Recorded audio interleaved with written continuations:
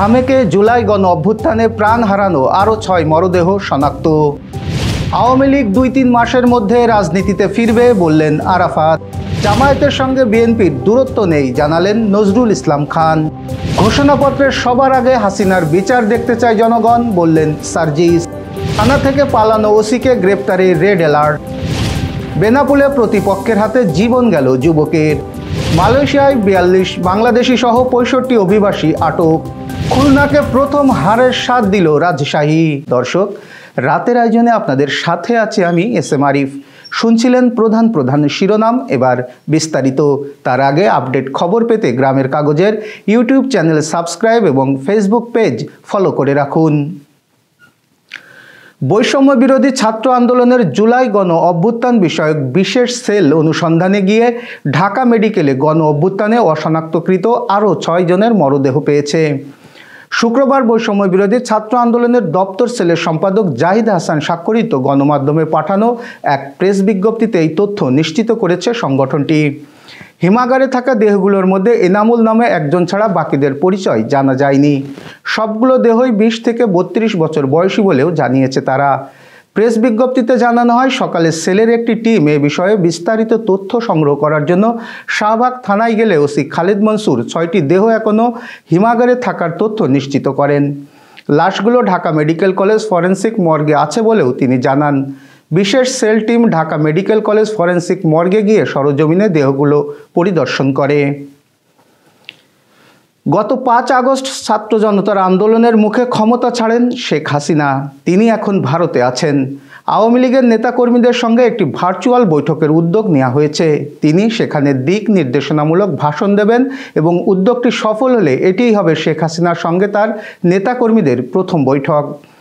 সাবেক তথ্য প্রতিমন্ত্রী মোহাম্মদ আলী আরাফাত বিবিসি বাংলাকে বলেছেন, আওয়ামী লীগ আগামী 2-3 মাসের মধ্যে পূর্ণাঙ্গভাবে বাংলাদেশের রাজনীতিতে আবির্ভূত হবে।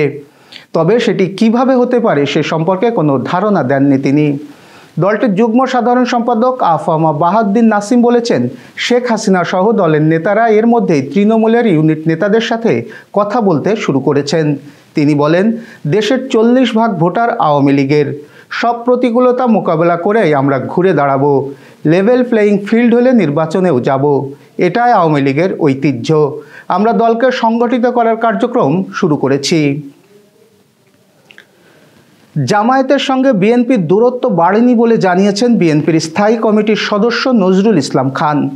শুক্রবার সকালে গুলশানে বিএনপি চেয়ারপারসনের কার্যালয়ে 12 দলীয় জোটের বৈঠক শেষে তিনি এই কথা বলেন। সম্প্রতি জামায়াতের সঙ্গে বিএনপির দূরত্ব বাড়ছে বলে মনে করছেন অনেকে। এই দূরত্ব কমাতে বিএনপি কোনো উদ্যোগ নেবে কিনা জানতে চাইলে তিনি বলেন, এমন কোনো দূরত্বের কিছু নেই। তারাও গণতন্ত্র চায়, নির্বাচন চায়, মানুষের অধিকারের কথা বলে, আমরাও বলি। কিন্তু যদি কেউ কখনো বলে আর কি যে শুধু তারাই দেশপ্রেমিক, তাহলে তো আমাদের কষ্ট লাগবেই। আমরা তো বলবোই, ভাই কথাটা ঠিক না, আমরা সবাই দেশপ্রেমিক। আমরা আশা করব এরকম কথা কেউ না বলুক। জুলাই আগস্টে অনুষ্ঠিত ছাত্র জনতার অভ্যুত্থানে ঘোষণাপত্রের আগে দেশের জনগণ শেখ হাসিনার বিচার দেখতে চাই বলে মন্তব্য করেছেন বৈষম্য বিরোধী ছাত্র আন্দোলনের কেন্দ্রীয় সমন্বয়ক সার্জিস আলম। তিনি বলেন, গত 15 বছর ধরে দেশের জনগণ একটি নজিরবিহীন ফ্যাসিবাদী ও মাফিয়া শাসনের অধীনে চরম জুলুম ও নির্যাতনের শিকার হয়েছে। তাই বাংলার মানুষের হাতে হাত রেখে বাংলার মাটি থেকে স্বৈরাচার হাসিনা সরকারকে লড়াই করে বিদায় করেছে। শুক্রবার ভোলায় জুলাই বিপ্লবের ঘোষণাপত্রের জনমত তৈরিতে বৈষম্য বিরোধী ছাত্র আন্দোলনের গণসংযোগের অংশ হিসেবে ভোলা শহরে লিফলেট বিতরণ ও পথসভায় যোগ দিয়ে এইসব কথা বলেন সার্জিস। রাজধানীর উত্তরা পূর্ব থানা থেকে পালিয়ে যাওয়া পুলিশের সাবেক ভারপ্রাপ্ত কর্মকর্তা ওসি শাহ আলমকে গ্রেফতারে সারা দেশে রেড অ্যালার্ট জারি করা হয়েছে। বৈষম্য বিরোধী ছাত্র আন্দোলনের ঘটনায় একটি মামলায় সাবেক ওসি শাহ আলমকে গ্রেফতার করা হয়। বৃহস্পতিবার দুপুরে তাকে আদালতে সোপর্দ করার প্রক্রিয়া চলছিল। এর মধ্যেই তিনি কৌশলে পালিয়ে যান। এরপর তাকে গ্রেফতারে সারা দেশে রেড অ্যালার্ট জারি করা হলো। শুক্রবার দুপুরে উত্তর বিভাগের উপ পুলিশ কমিশনার রৌনক জাহান এই তথ্য নিশ্চিত করেছেন। তিনি বলেন, বৃহস্পতিবার উত্তরা পূর্ব থানা থেকে গ্রেফতার হওয়া সাবেক ওসি শাহ আলম পালিয়ে যান। এ ঘটনায় পুলিশ সদর দপ্তর থেকে রেড অ্যালার্ট জারি সহ সব ধরনের ব্যবস্থা নেওয়া হয়েছে। পালিয়ে যাওয়ার ঘটনায় পুলিশ বাদী হয়ে মামলাও রুজু করেছেন। এবার যশোর সহ আঞ্চলিক সংবাদ।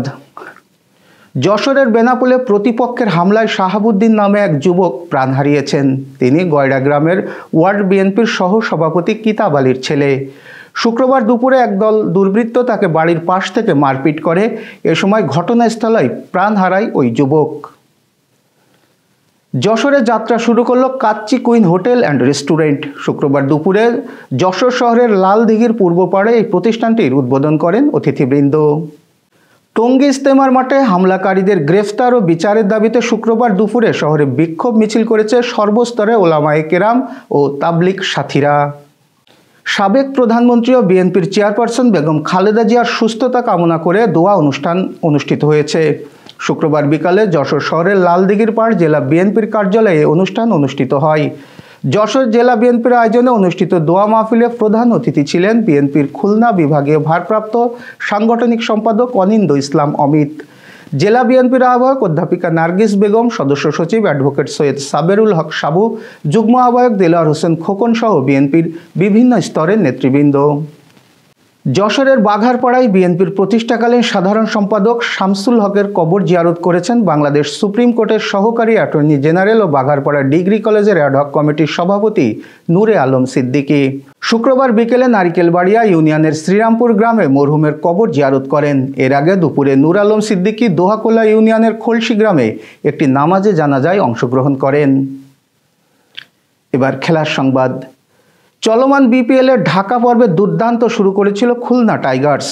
তারা প্রথম 2 ম্যাচে জয় পেয়েছিল, তবে সিলেটে তাদের তৃতীয় ম্যাচে 28 রানের জয় তুলে নেওয়ার মধ্য দিয়ে খুলনাকে প্রথম হারের স্বাদ উপভোগ করালো দুর্বার রাজশাহী। এটি রাজশাহীর দ্বিতীয় জয়, আর ফলে তারা 5 ম্যাচে 4 পয়েন্ট নিয়ে টেবিলের 5ম স্থানে অবস্থান করছে। শুক্রবার রাজশাহী প্রথমে ব্যাট করে 179 রানের লক্ষ্যে খুলনার সামনে ছুড়ে দেয়। জবাবে খুলনা 3 বল হাতে থাকতে 150 রানে অল আউট হয়ে যায়, ফলে 28 রানে জয় পায় Rajshahi. Renaissance hospital and diagnostic centre. রেনেসাতেই মিলছে কম খরচে উন্নত সেবা, তাই নিশ্চিন্তে আমাদের সেবা নিন, সুস্থ থাকুন।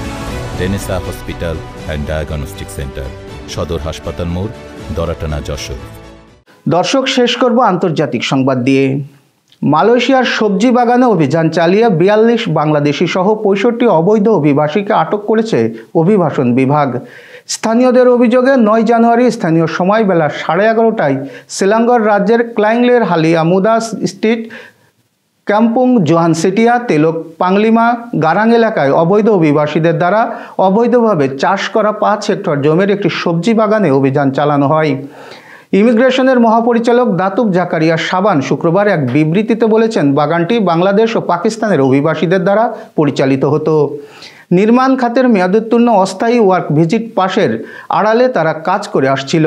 অভিযানে 42 বাংলাদেশি, 13 জন মিয়ানমারের পুরুষ এবং 1 জন মহিলা, 4 জন ইন্দোনেশিয়ান পুরুষ এবং 2 জন মহিলা, 2 জন পাকিস্তানি পুরুষ এবং 1 জন ভারতীয় পুরুষ সহ 65 জন অভিবাসকে আটক করা হয়।